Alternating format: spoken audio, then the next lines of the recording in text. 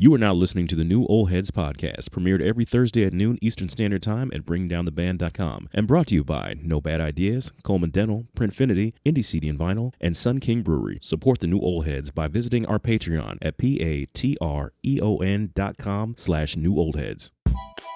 You are now tuned in to the new Old Heads podcast. I am Major 7th, 1/4, actually 1/5 of the new Old Heads. My computer's doing great. Jay Diff hates that. Hope everyone is doing well. I will go around the room as always. My man Jay Moore, voice of Indianapolis, aka Kansas City Mac, aka I give back to the community and people don't know about it. What's going on, sir? Episode 201. I'm feeling good. The weather's good, and I'm just ready to kick the truth to the young black youth. I feel you. You got a nice crisp. Shout out to Teen Summit. Yeah. Lone don't know about Teen Summit. That's a nice crispy white. I don't know if that's a pullover or you balling. What's? No. I'm just feeling kind of R&B tonight. You know what I'm saying? So I got on my my white my white dress shirt, French cuff. Got my cuff links in. Sometimes you got to do that. I'll choose a D boy for a second. Okay. All right, we ain't gonna speak that. Don't start no rumors. You're right. Don't start no rumors. Terry hate rumors, so we ain't gonna do that. Speaking of Terry, my man DJ Jay Diff, what's happening, man? Hey Tyson, what's going on? You good? Great, man. How you doing?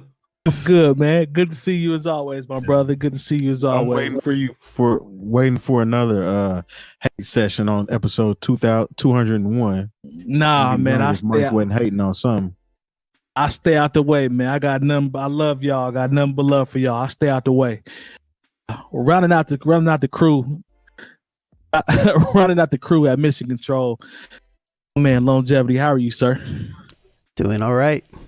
Thank you. Good to see you as always, man. Hey, I tell you, man, this pandemic, bro. Like, yeah, I miss seeing y'all, man. I miss the pre-show meetings and just the ability to go out and kick it and celebrate certain things that happen well for us. But we're gonna push through, man. At some point, we'll all be able to reconvene. But I was thinking about that the other day. Like, I miss kicking it with the homies, man. It's been a long time since we all been together. If y'all really think about it. Yeah. You know what I mean? Yeah, I really miss watching you play video games badly. And wow. Yeah, man. It's really, just kind of having a little pregame drink, maybe some snacks, and just kind of, I feel you. Just kind of talking that good talk. So I miss it. Like I said, I've told people this, or Mike using a lot of ice cubes. Yeah. even on the episodes where I wasn't going to be on, I would still come over and we would just kind of build and hang out, and it would be kind of, sometimes that would be my therapy for the week. You know what I'm saying? Sir. To just kind of hang out and just talk with the crew. So I miss it, but we're making it work the best way we can. We are indeed. So man. In due time, shout out to DJ Metronome, the Tecmo Bowl King.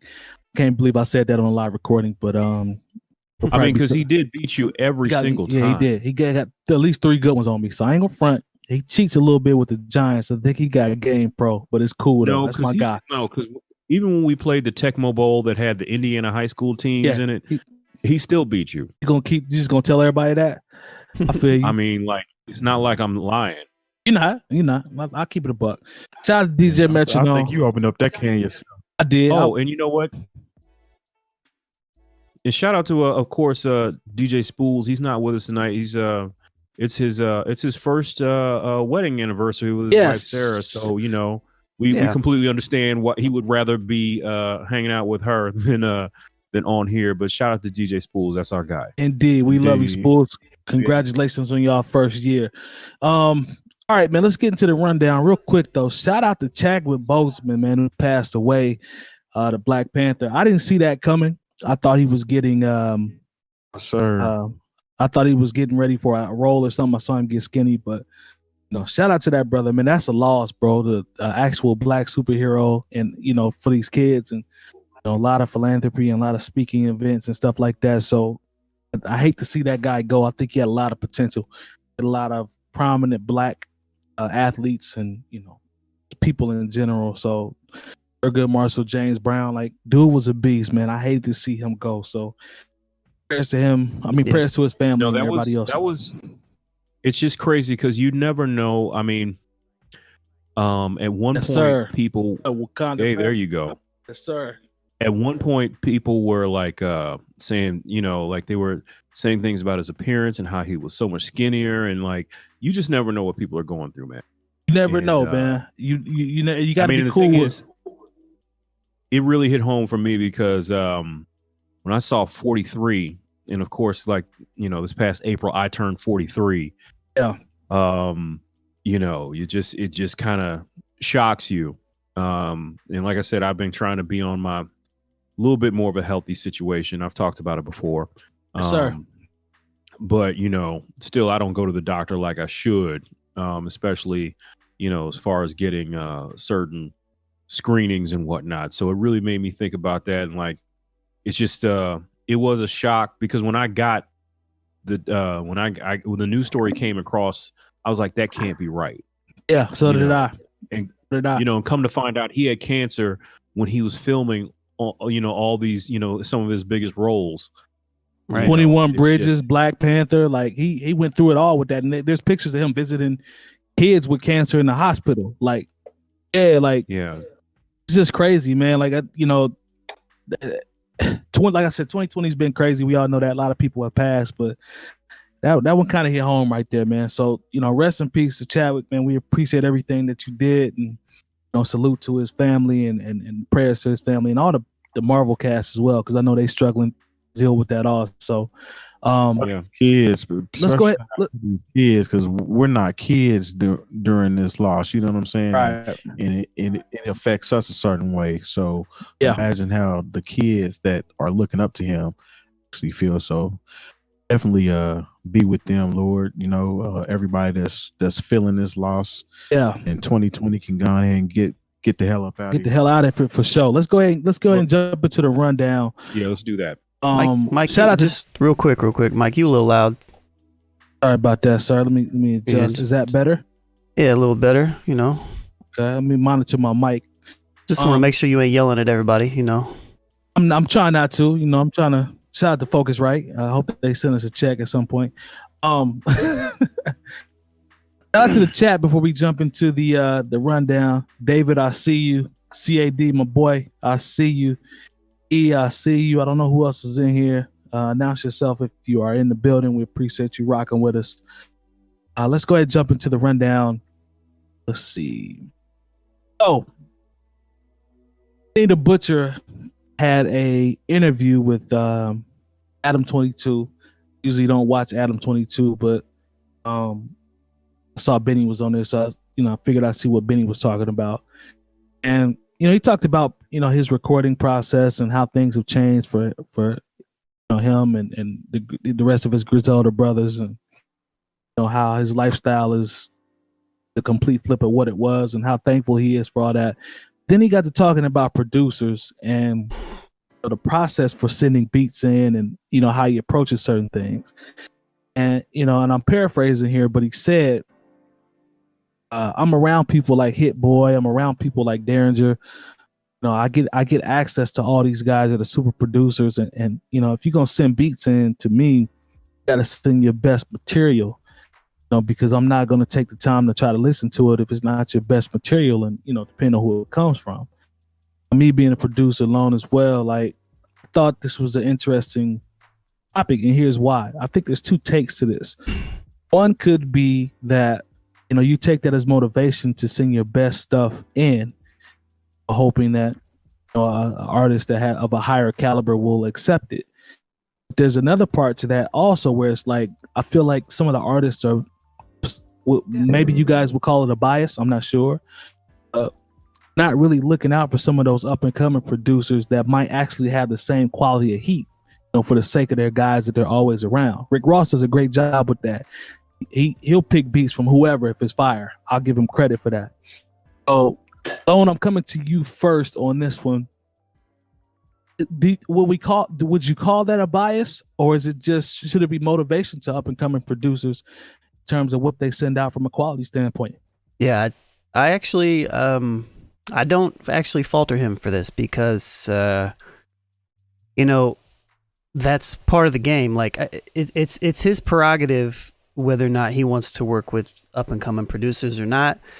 You know, like I do like commend people like, you know, 50 Cent did it in the 2000s, you know, with working with random people, you know, obviously Rick Ross and a lot of people do, to be honest. But at the same time, you have to realize like who's in Benny's corner, and he's got like, it's like when you have a team of people that do the things that you do, you know, like you have a bunch of producers and you work with them and you're friends with them, the need to even step outside of that becomes so much smaller, you know, like, and you know, it's like if you and I were working on a section leaders project and people are submitting beats to us to like sing on for grits, like why would we do that? You know what I mean? Like it's that's fair. So I mean, but at the same time, I think he's helping producers out a little bit by saying that, because he's telling them that, you know, like, don't send us the fluff. Like, you know what we like. Yeah. Send us the good stuff. Send us something that's going to turn our head. We don't need 20 of your best beats. Send us your best 2. You know what I mean? And then we'll choose from them. And, you know, if you have the luxury of being able to be in the room with somebody eventually, then you can play in some other stuff. But, you know, like, to me, it's just good etiquette, you know, like, and it's just good from a producer standpoint. Like, you don't want to, like, get in and get out, you know, like send them your best thing, send them the best thing, and then just keep it moving, you know. And then if that doesn't work out, go work with somebody else. You know, that's how I feel. Okay. And you know, we've had experience from a submission standpoint. We know how it goes. We know there's a 65 to 70% chance that it won't make it through the filters to even get to the artist. We know that. We've been in that game for a long time. I mean, it's a shot in the dark, you know. Yeah, and there's also a high percentage chance that you're gonna get robbed. I've been down that road before. I had an idea that was stolen. I get mad when I talk about it, so I ain't even talk about it. But don't talk about it. I ain't gonna talk about it. But it does happen, man. Like, it, you know, people get ripped off, especially back in the day. But Jay Diff, what do you think about it, man? What's your take if we were to put you in a producer's mindset? Like, that make you excited to send out your best heat, or would you look at it like, man, you could look out for some of the up and coming people out here, like, give us a shot? Like, how would you play it?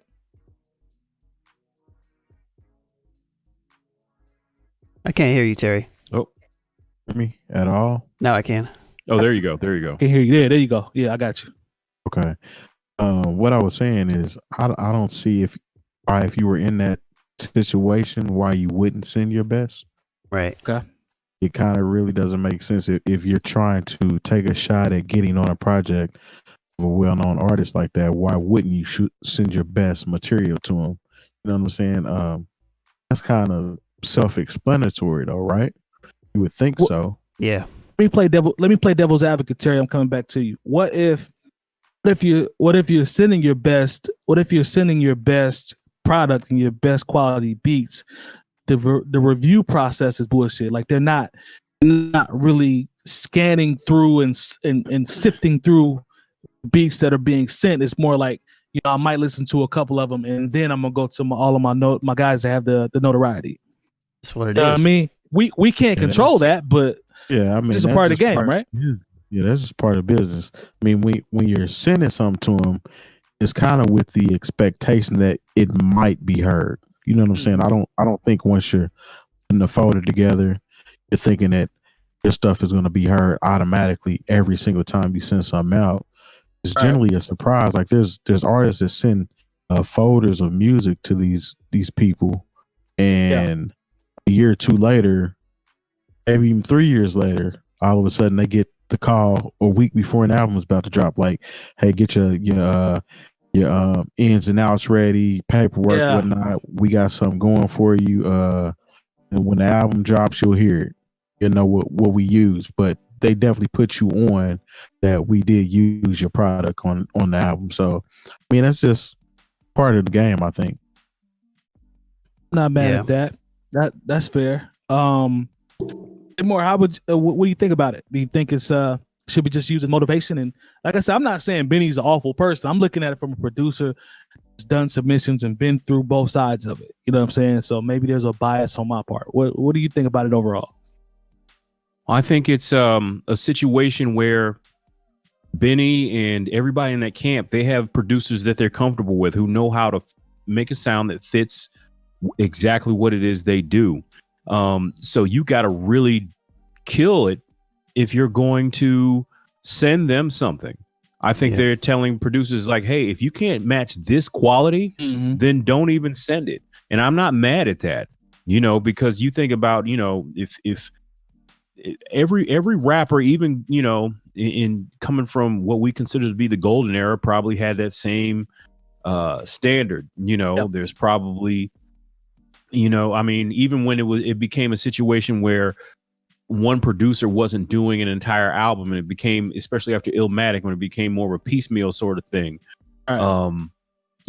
People pick the best of the best. When Jay picked, okay, Ski did this one, Premier did this one, Irv did this one. Okay, there was probably fights to get certain beats, so and with everybody quote unquote calling themselves a producer now, they probably get sent a lot of bullshit. That's probably where this comes from. So I'm not mad at that. I hope they don't overlook anybody just because it's not their camp, because you never know, you could be missing out on certain beats. Like there's always those incredible stories about like a rapper who will turn down a beat because they weren't feeling it at the time, and somebody else takes it and winds up being a #1 song. Like Kanye West made Gold Digger for Shauna, and she was like, "No, I'm not feeling that beat," and he winds up basically running for the touchdown with that beat. Not to say that she would have done the same thing with it, but I'm just saying, like, if you're Shauna, the fact that you even get a chance to get a Kanye West beat, even at that time, you probably should have listened to it 2 or 3 more times before you turn it down. But I think they worked together before. They had worked because they got that Chi-Town. They got that Chi-Town thing going on. Right. Shout out to Shauna. She had a couple joints, but at the same time, it's like, you turned down Gold Digger for real. I'm gonna take a safe bet, just a safe bet to say Shauna was not turning that beat into anything close to how big Gold Digger was. We talking about Shauna from Chicago, right? Shauna from Chi-Town, who can rap, by the way. Yeah, she can rap, but I don't think she was gonna make a record remotely close to how big Gold Digger was. Nope. Sorry. I'm saying, I can't see it. I mean, just like MC Ren said back in the day, I mean, you're particular to who you're working with. So he had the line on the track. He heard a dope beat. Somebody told him to mess with it. But if Dre didn't do it, then he can't fuck with it. You know what I'm saying? So I mean, there's artists that are partial to who they're rapping over, who they decide to allow in their camp. I mean, even Kanye and Blaze had to pretty much go through a gauntlet in order to get in the position that they were in. Yep. You know what I'm saying? So it's just a matter of, it's part of the grind. I mean, you'd love to see it. Don't get me wrong. It'd be great if it was completely open like that, but it's just not. What is that sound? Yeah. I don't sound like random crickets. But anyways. There might be your mic popping a tad. I'm not sure. I heard a little cricket, but not too much. every once in a while, yeah. It's like this static sound. But anyways. Nah, man, it's one of those things where you definitely have to step your game up. I'm not opposed to that because we've been through it, so I get that part. But I just thought that was interesting, just to kind of get it from both sides. I think another thing that factors into this, which I think producers need to realize, is that the networking, the relationship aspect part of it is more important than the quality of product you're making too. Like if you're not a likable person, nobody's gonna fuck with you. If you're an asshole, or if you're somebody who is too eager, if you're not handling your brand, like appropriately. Yeah. If your brand doesn't fit, like Benny's, like shouts to CID, like you send CID the best beats that's going to make you want to sell drugs to the community, like, and do you represent that as well? I don't know. So it's also, that part of it is important, not the selling drugs to community, but the, like, all of the other pieces besides the community. but all those factors that aren't related to just the music itself, and those things matter just as much, if not more. So unless you're lucky, so Benny said, actually, one thing I thought that was dope, and this is the tip to all the producers that are up and coming, or whatever level that you're in or on. He said, don't send me. He said, I get enough people trying to send me what I already have. Yeah. Send me your best version of you. Like he was like, you'd be surprised how many times I get excited when I hear beats that are not what I normally get. Yeah. You know what I'm saying? So keep that in mind too. Like if you got your own, I've always been, well, actually, Lone and I, we've always been for being creative and being original. Like create your own sound, do you, like get your own signature. And if you continue to work hard enough, it'll pay off in the long run, because you are you and people will come to you for you. So definitely said that, like, make sure you send me your best stuff, but do you. Don't send me Derringer. Don't send me for sure. Alchemist. What I mean? The last thing I want if I'm Benny is a knockoff Derringer. Like I don't need a knockoff Alchemist. Like they're already the best at what they do. Like what makes you a little bit different, And so yeah, this is a good talk. It kind of kills all the YouTube producers out there that type have, beats, such and such type beat behind every description.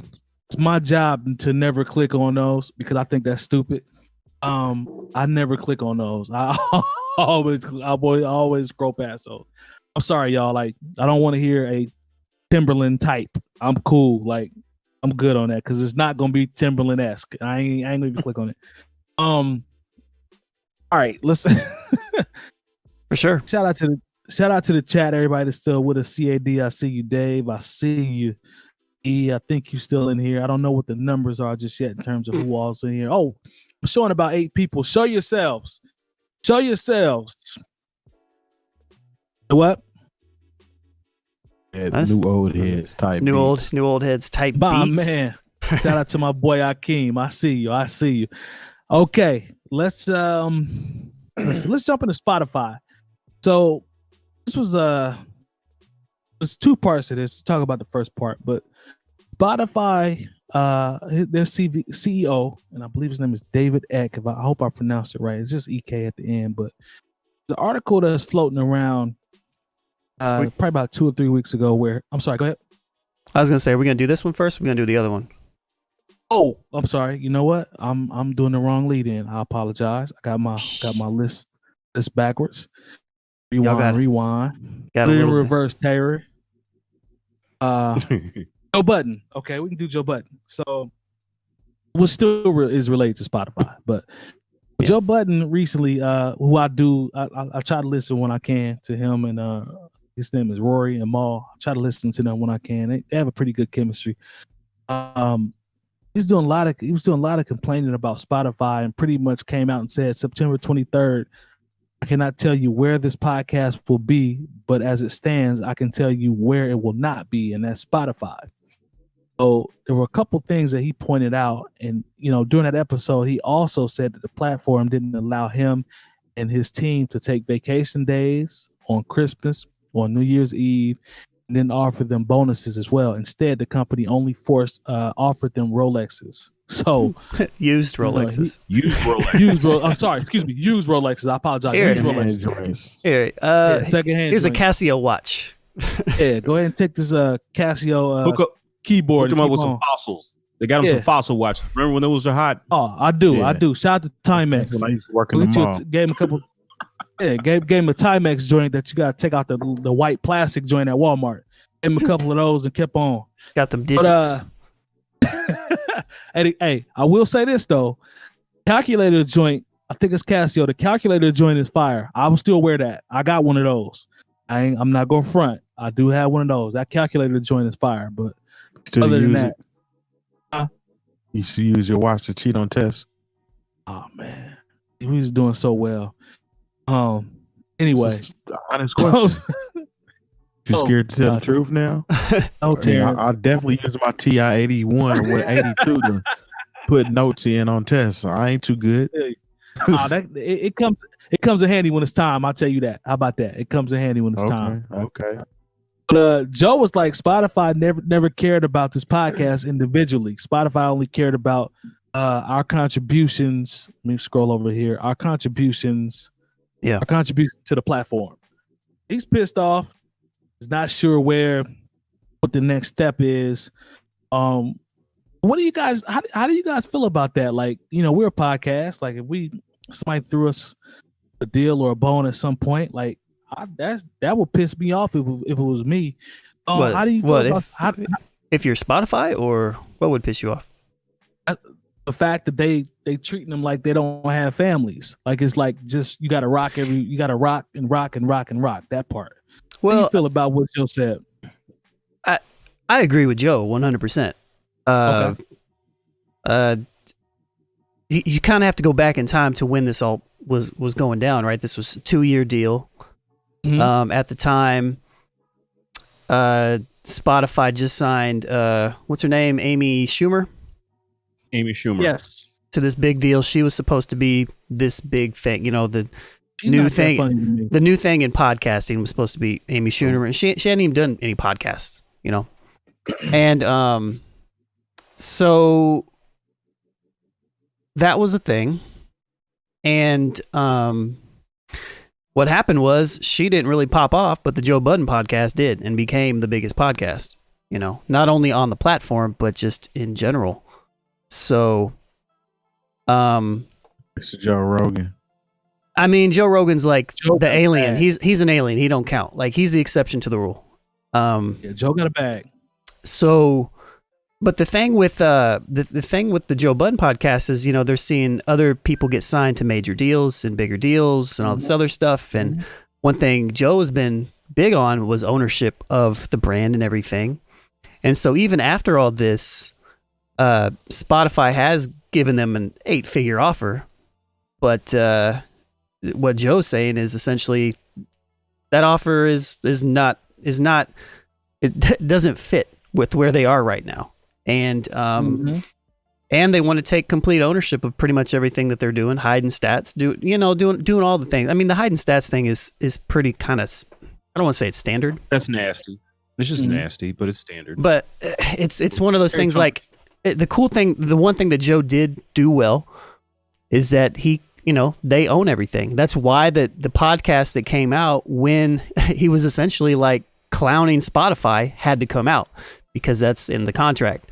So Spotify, they couldn't edit it. They couldn't edit it. It came out as raw as it was supposed to be, and he addressed everything. And so the Joe Budden podcast is in a great position right now because they have complete ownership. They have great viewership. They can go completely by themselves. They don't need Spotify at all. And so it's really on Spotify to make it better, but it doesn't even look like it matters anymore. So, yeah, I mean, I've been paying attention to it because it's relevant. Obviously, we're a hip hop podcast; they're a hip hop podcast. Yep. So, but yeah, it's Spotify. It's big business. Like CID in the chat, it was like a 360 deal, kind of. Good for them for addressing it and doing it for the culture. So, what you think, Jay Diff? What's your take on their gripe and everything that they're saying so far in terms of Joe Budden and how the rest of the guys feel? Can't hear you. Especially can you hear me now? Yep. Yeah. Better. Yeah. Yep. I got you. Okay. I agree with what Lone said as far as them having the ownership to be able to maneuver however they want to do. You know what I'm saying? They don't need Spotify. And also it's coming on the heels of Spotify actually giving Joe Rogan a huge signing deal. And that may have something to do with why Joe Budden and Kaz feel the way they do about how they're being treated and are set to pretty much exercise their exit. essentially from that platform because they don't really need it. Well, even besides the Joe Rogan one, they signed big deals to other people like Bill Simmons and Van Jones, I think. Maybe it was the same show. I don't know. Van Lathan. Van Lathan. Van Lathan got a band. He signed under Bill Simmons apparently. Oh, that's right. Oh, okay. That's right. Yeah. So it was like even like, you know, it's like the Scottie Pippen deal. You know what I mean? It's like, oh my God. You know how like Scottie was playing for way under. I mean, probably not as drastic, but you know, and they've lost a lot. Like, I need that money now. And they've lost a lot of money because they couldn't tour, you know, because of COVID and everything. And so, yeah, it's an interesting story to check out. I definitely. I think it's their episode 375 for them. But, anyways. Well, thing is, I'm. Was it within the last week or so that it came out? Yeah, I think last week. It was the last 2 episodes. Like, I know we shout out some of our, you know, some of the people that we mess with just on a personal level. You know, shout out to Stakes is High podcast. You know, shout out to the Drunken Knights. You know what I'm saying? Yes, sir. Drunken Knights. But you know, other than that, like, I'll be honest, like, I'm not into shouting out other podcasts, but I will say this: if you are a creator, the last 2 episodes of the Joe Budden podcast are required listening. I thoroughly enjoyed listening to him, and like everything he says makes sense. Like, he said one of the craziest things that he said, and this is the crazy thing when you have creative control over what you do, even though you're on a certain platform. He actually says, like, look, the very first episode of the podcast, episode 1 of the Joe Budden podcast, got 20,000 listens last week.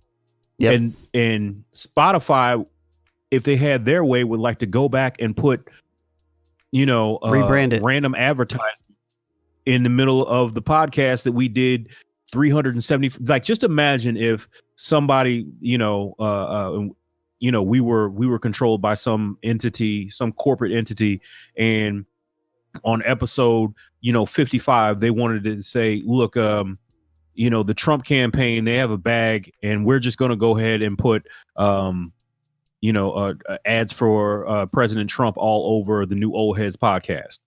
Not thinking about, you know, just thinking about the money and not thinking about, I'm not going to, you know, I'll just say it would not be beneficial for our brand to have certain, and I'm taking it to the extreme when I say, you know, President Trump political ads on the new Old Heads podcast. We ain't having it. And I'm cool. Yeah, you know, we definitely ain't, you know, and we're in a position, maybe, you know, we're not the biggest podcast, of course, in the country, in the world, or not even in the city, but, you know, we've been able, you know, to partner with people who we feel like there's a shared value and there is a shared sensibility with. You know, it's people that we know, and, you know, that we actually, you know, we drink Sun King before we were, you know, had a sponsorship with Sun King. Right. You know, we've all been inside of indie CD and vinyl. You know what I'm saying? Like, No Bad Ideas is something that's been a part of the scene here, so we were happy to partner with them. You know, we didn't have anything forced upon us that would come off as awkward. And I think that's when you're talking about big business and you're talking about these, you know, DSPs, they don't care about the integrity of what it is we're trying to do and what we stand for, not only as men, but as what we're trying to represent for the culture.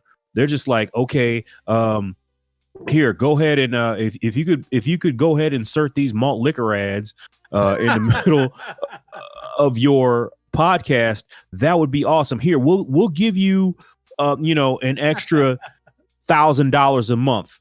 You know what I'm saying? Even though they're taking $100,000 a month, you know, to put, you know, a King Cobra in the middle of the new Old Heads, you know, and they think they're doing us a favor. Like, yo, you're not doing us a favor. Like, this is the greatest time ever for creators.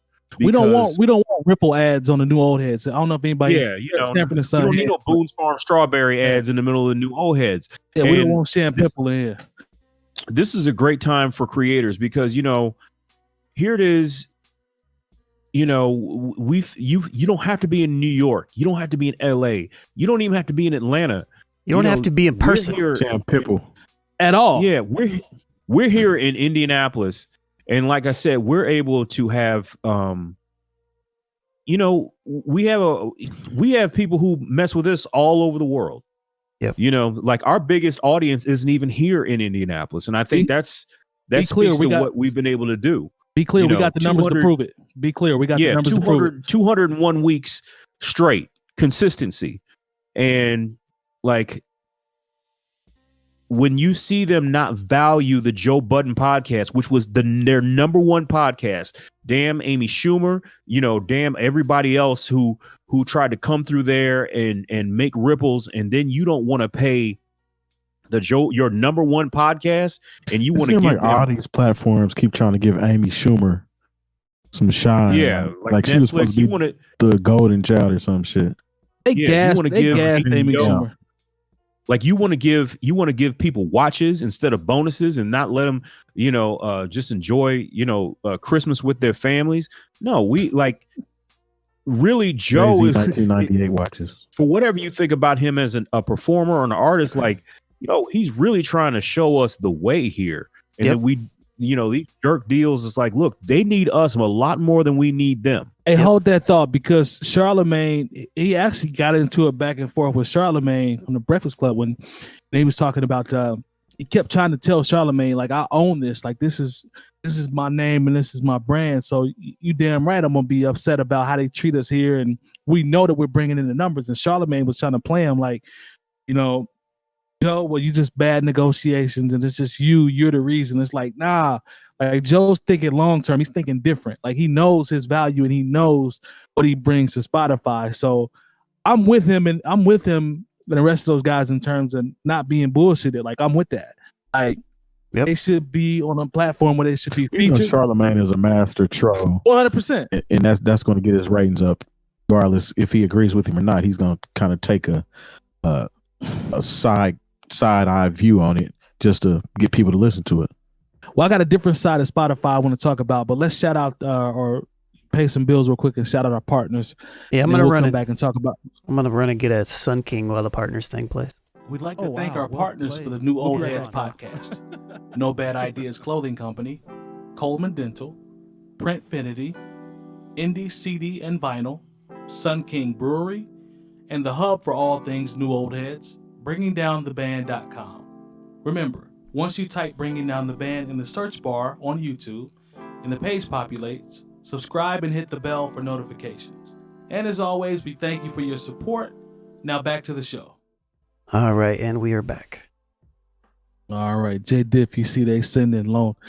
You know, he got a Sun King stash. They've been sending him through the pandemic. He probably sitting on about a 50 case. Nah, I bought it. I bought it. Easy. Got a keg back there too, bro. Bought it. It's all good though. I ain't mad at you. I got some Sun King sunglasses if you want them. I'm sure you do. How many pairs you got? Probably about 8.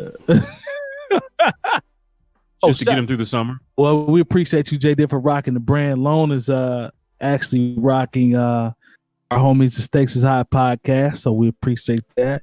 Could you show them that t-shirt again one more time for me, please? Shout out to the homies. For sure. It's reversed, but a real podcast, you know. I'll make sure to send. Yeah, you know, and to your point about the advertising, do you hear that right there? I hear it. Yeah, I think that was Terry. It was some type of crickets or something. He ain't closed his door. Go ahead. It's still going. It's driving me nuts. There, and it went away. But I've actually been hearing feedback on everybody's mic on my end, but I'm pretty sure you can't hear it.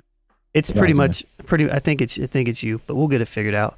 Anyways, my point is the cool thing about the creatives comment that Jay was bringing up was that, you know, like we don't have to do that. Like everything that we do that we've built is through people we know, and it's completely crowd funded. So it's like everybody that's watching that's subscribed as a patron for $1 or $2 a month, you know, like that goes towards everything we do. People that subscribe on Twitch, you know, like it's completely crowd based. So it's like people we know, people that we're building relationships with, and that is another thing that the Joe Budden podcast does really well. And as far as like reaching with their fans and everything, same thing with the Joe Rogan stuff, which are anomalies. But it is a cool time to be alive because, you know, I think I saw a comment on here where it said they're signed as companies, but the question is, can they do it dolo? I don't think so. If you're talking about Joe Budden podcast, they absolutely can. Oh yeah. I mean, there's no doubt in my mind. Like, I mean, they could break their show down, and it could be just Joe, the two dudes on the show, or what is it? It's Rory and Mal and Rory and Mal, and it's one other Mal, and one other person. But they could break it down for just shout those. To Savon. I just always love when they shout to Savon because like I'm from St. Louis. That's a very St. Louis sounding name, Savon. You go ahead, Lone. Yeah, I can honestly say I've never met anyone in Indianapolis named Savon. I mean, like in St. Louis, we got people named Wyvon. I think I got a cousin named Wyvon. I really hope I don't have a cousin named Wyvon. If I do, I'm sorry. Wyvon, get your ass in here. I don't even sound right. Go ahead, Lord. I'm sorry. I think you lost your train of thought. I did, but no, but they could break off and it could be just the Parks. Thank you, CD. And they could break off and it could be just them four doing a really basic 2-camera setup, put it out every week on YouTube and make millions of dollars. Like X. Just like Joe Rogan. Joe Rogan's got a small little. I mean, they must have offered him a lot of money. I'm 22. In a closet with I'm 22.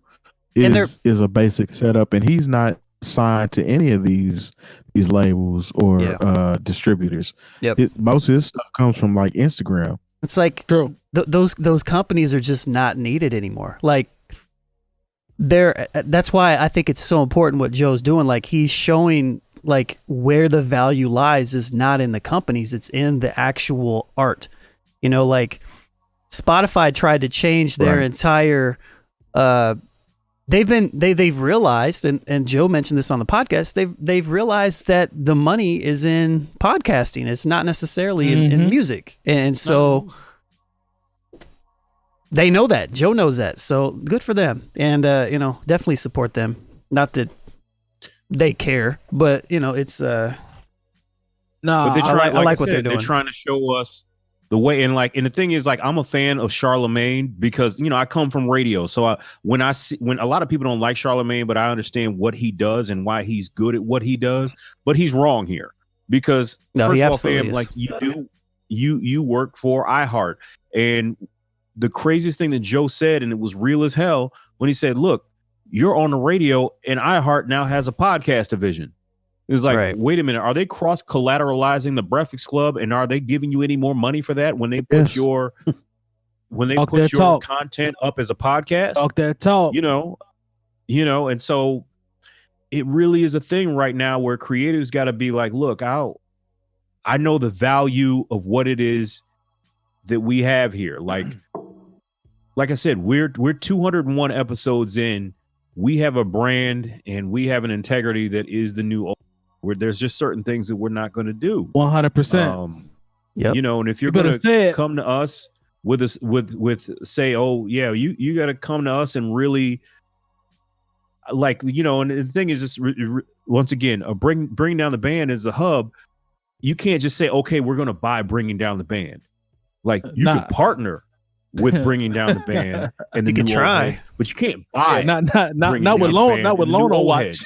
You could try. No, you can. Like we've been through enough and seen enough things to where you're not just going to come in and say, okay, here's a few pieces of gold for this thing that you've built up. All the way to where it is now, and then we're just going to come in and we'll be able to tell you what to do, where you can go, and what you can talk about. No. If we want to say, you know, fuck the space program. We want to be able to say just fuck the space program. Goddamn right. We want to talk about ham and milk, boy. And goddamn it, that's what we're gonna talk about. That's what we're gonna do. We're gonna talk about these fucked up kids. Yeah, if the kids is out here fucking up, the kids is out here being bad, you know what I'm talking about, and doing bad choices, we're gonna talk about that shit. Yep. And that's been important for us from the very beginning. So, and shit. And that's and to Jay's point, like Terry and I put in a lot of work with bringing down the band. It's not. We can do what we want. So we're gonna talk about, if we want to talk about B and C level Wu-Tang beats, then that's what the hell we're gonna talk about. So it's cool, like that. That's just a part of the flow. But before we get out of here, I want to hit on another angle with Spotify. So their CEO, Daniel Ek, EK is how you pronounce how you spell his last name. Has some interesting comments about the industry in terms of how people should think or artists should approach the industry moving forward. He's the CEO for Spotify, and he said artists need to release music with a greater regularity. Keep up in a modern market. There's a narrative fallacy here, combined with the fact that obviously some artists that I scroll over. I didn't scroll this well. I'm sorry, I'm messing up my comment. Let me go back. Oh, he's got a long quote here. My notepad is tripping. There's a narrative fallacy here, combined with the fact that obviously some artists, and now my computer wants to act up. Some artists that used to do well. Don't do that. Don't do that. Some artists that used to do well in the past may not do well in the future landscape. You can't record music once every 3 to 4 years and think it's going to be enough. Right. And they talked about artists today that are making it realize that it's not about creating continuous engagement with their fans. He says it's about putting the work in, about the storytelling around the album, about the keeping in continuous dialogue with your fans. I feel really the ones that aren't doing well in streaming are predominantly people who want to release music the way it used to be released. So it's basically telling you that, what I would call the Currency method. When Currency was at his, I don't know if it's an apex or whatever you want to call it, like Fam was putting out projects left and right. They were mixtapes. They weren't necessarily albums, but the content and how often he put projects out, like he developed a core fan base and a cult following based off that. So the Spotify it can work in both ways, though. It can work in both ways. And that's what I wanted to ask. Go ahead. What I kind of see him doing as the CEO of Spotify, Spotify can be looked at as the new record labels per se, because everything that comes out goes to these streaming services. So he wants you to put more stuff out so that you use his streaming service more.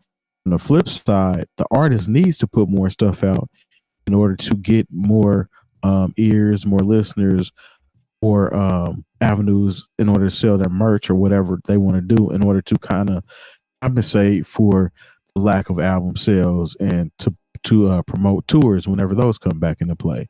Yep. So I mean, I can kind of see it both ways. He's trying to be informative, but at the same time, he's definitely exercising his guns per se as the owner of Spotify, because he wants you to put as much out as you can.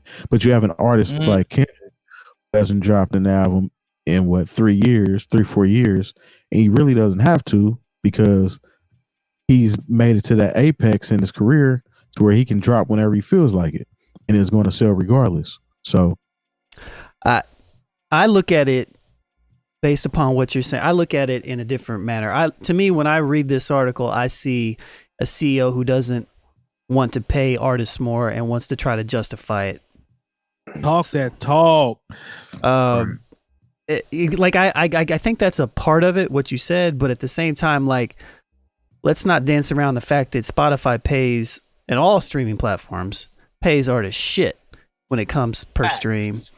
And regardless of whether Spotify is a company that makes money or not, figure it the fuck out, man. Like, it's like, you know, it's just, to me, it like, exactly.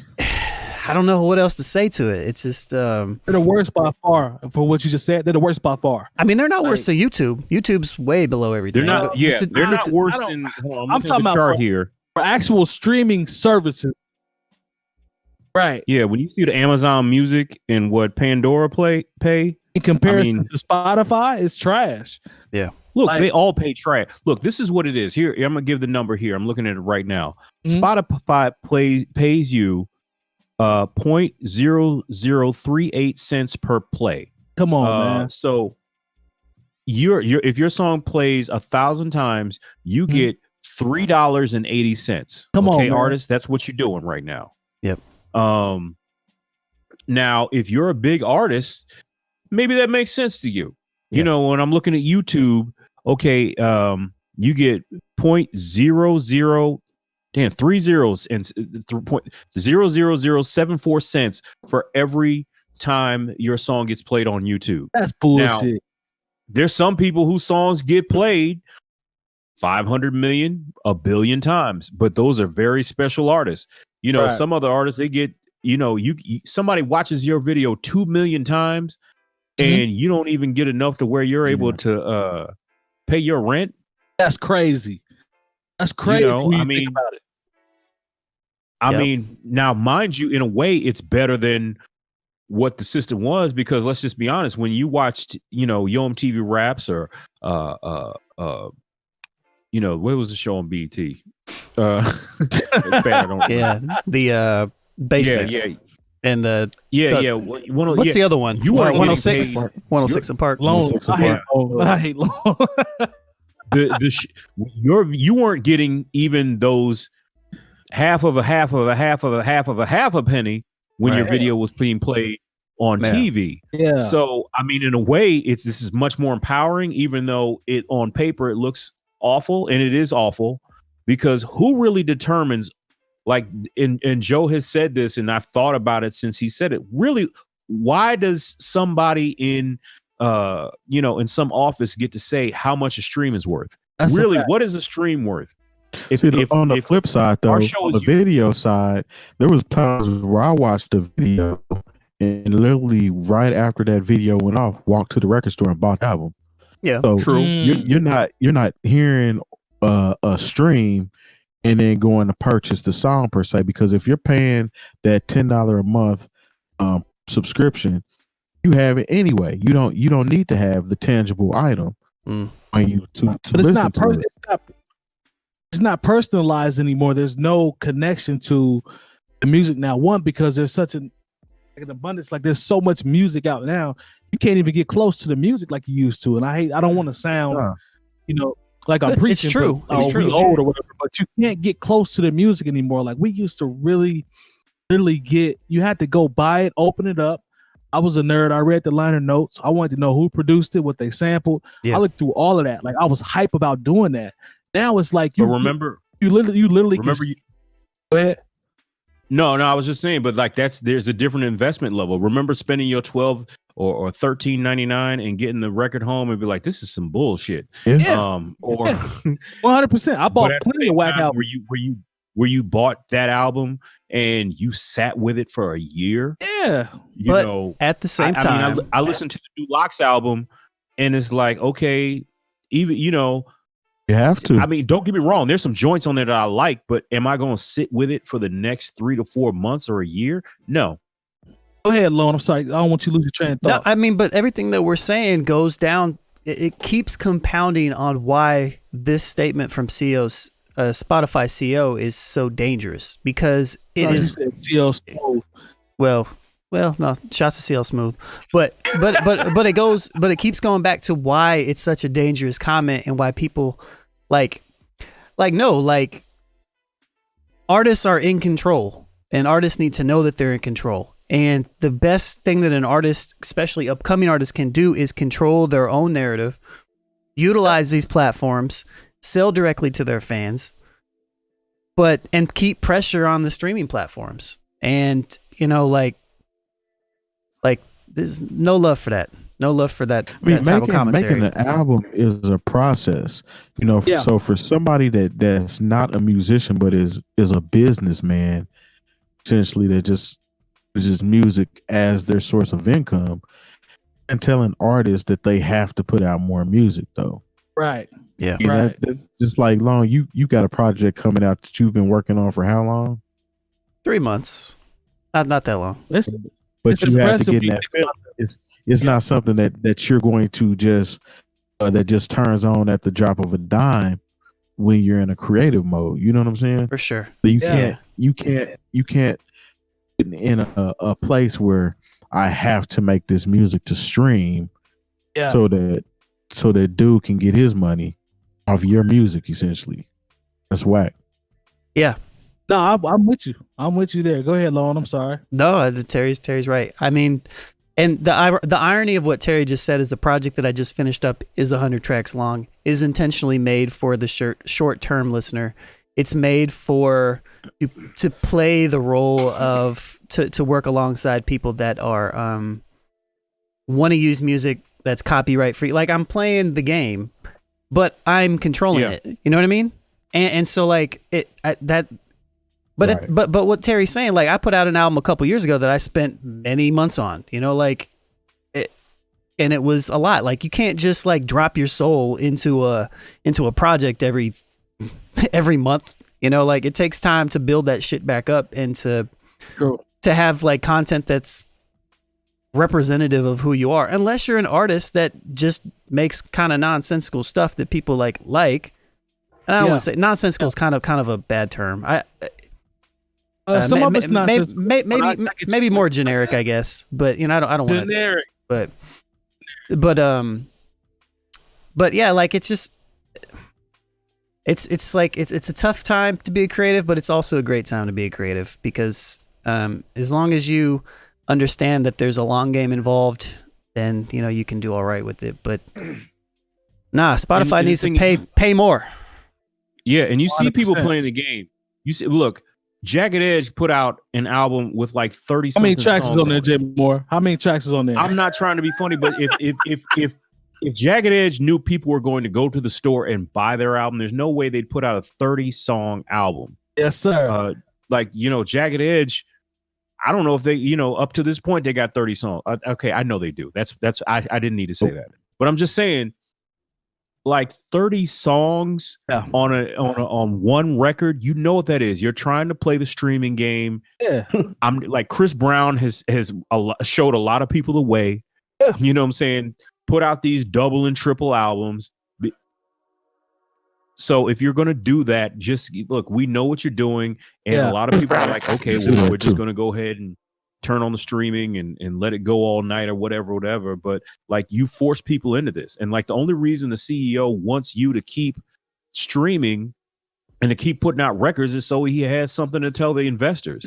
You know, think about it like this. If we put out an hour-long podcast, you know, and say, you know, the streaming number is the same. Should they be paying us 0.0037 or whatever, 8 cents per stream on this podcast? No, because our podcast is an hour. So if the average song is 3.5 minutes and we're doing an hour-long podcast, then basically what we're doing is putting out an album every week. And what Joe Budden is doing is putting out a double album, sometimes a triple album every week. Yeah. You know, so like when you start thinking about it like that, I understand why Joe Budden has an axe to grind with Spotify and with these people who are not trying to pay people what they're worth, because the creator, like, you can be a CEO sitting at your desk, but you know, when you're a creator, it's a completely different thing because we can do it without you. You cannot do it without us. Joe Budden is driving. These streaming services are the new Jay jerking niggas. Is really 100%. What's going on. 100%. Like I'm with y'all 100% on that. So I know we're getting close to time. Jay Moore got to give back to the community. So got about a minute. I think I forgot. Got about a minute left. Quick. Got turkeys for Thanksgiving. I want to do a quick shout out to Nicole who's in the chat. I'm gonna do a shameless plug here. There's a video that's gonna drop tomorrow. It's called To The Death featuring John Jiggs, Spoolz Calhoun, and 38 Special. 38 Special is what I call them, or what everybody else calls them. But the joint is coming out tomorrow. is Slap, produced by yours truly. Quite grimy. So y'all stay tuned for that tomorrow. I think around noon she's gonna drop that. You've been putting in a little bit of work stay here busy, lately, man. Like, you know, shout out to my man Fox Legend as well. Dropped his album. Executive producer hat is different, especially when the artist is younger. But we'll have to talk about that down the road. I learned a lot. But yeah, man, it's been. We applying pressure, man. Section Leaders coming the first quarter next year, so we're just gonna start applying pressure. I'm telling everybody what it is. But did I forget it? Did I forget anything? Yeah, Birdman hand rub for sure. Did I forget anything? I think we covered it. Yo, check out the new Locks album. I mean, I like it. I like it. The Locks got some heat. I'm not gonna front. They got some heat. It's an updated version of the Locks. So I liked a handful of joints on there. You know, I mean, you talking about legend, 20 years plus in the game. Shout out to them. Yeah, for sure. Yes, sir. Shout out to everybody that uses Mr. Roper memes. I see you, Nicole. Monica and Brandy. That went up the other night. 1.1 million viewers. I didn't watch it. I was in them playoffs, but I heard I missed out, and I should have had it. I should have had the playoffs turned down and watch it on. I actually enjoyed that. You know, it's the old radio guy in me. Like that little bit of time, those 5 years I was in commercial radio. Brandy and Monica were setting it off. So, you know, shout out to them. You know, if you love that 90s R&B, man, like it's a good look. They've Versus has kind of figured it out. Once again, content creators, you know, even though it's all content and copyrighted, you know, but still it's a good look for the culture, especially since everybody's at home and they can't go to no concert. Look, I'm pro Brandy. They've pimped that Versus engine so well this past 6-7 months that has been going on, if even that long. I mean, now the radio are sponsoring it and have commercials about it. They went over to Apple and have Mekhi Phifer recorded a commercial for Apple TV or Apple Music for the Brandy versus Monica battle. So I mean, they're really getting to it. They figured out how to get to the bag on that, and I applaud them for it. Two things. One, I think that's dope that they get into the bag. Two, you hating on Mekhi Phifer. I think that's gonna do it. How's that hating? He had a commercial. Sound like he was bitter because he was reading the commercial. It's cool though. Jay Moore gotta get back to the community, so we're gonna get on out of here. We appreciate everyone as always that rock with us in the chat. Nicole, I see you. David, I see you. CAD, my man, Akeem. We appreciate you all. Remember to subscribe to Bringing Down the Band on the YouTube page. Hit the bell for notifications so you can stay in tune with everything that we're doing. And we'll see y'all next week. Peace. See ya. In a minute.